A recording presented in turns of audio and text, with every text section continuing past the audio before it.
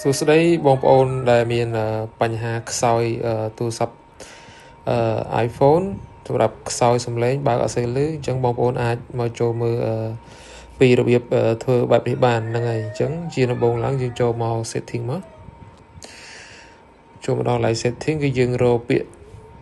យ accessibility នេះមកបន្តមកទៀតបងប្អូនអូសមករកពាក្យខាងក្រោមនេះហ្នឹងហើយអញ្ចឹងបងប្អូនចូលយកពាក្យaudio visual នេះមកអញ្ចឹងហើយបងប្អូនបន្ទាប់បងប្អូនចូលមកកន្លែងមួយនេះចុចទៅលើវាមកបន្ទាប់មកបងប្អូនបើកមុខងារមួយនេះមកហ្នឹងហើយបើកមុខងារមួយនេះមកបាទអញ្ចឹងបងប្អូនឃើញមានតម្រងបែបនេះហើយអញ្ចឹងបងប្អូន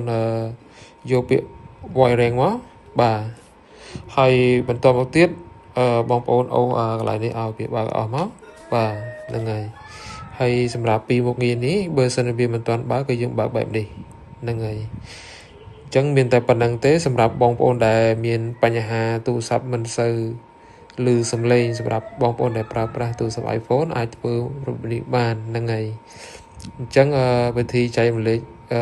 មានតែប៉ុណ្្នឹងទេអញ្ចឹងសូមអរគុណបងប្អូនដែលបានចូលមើលពីរបៀបហ្នឹងសូមកុំភ្លេចជួយ share ជួយ comment ទាំងអស់គ្នាផង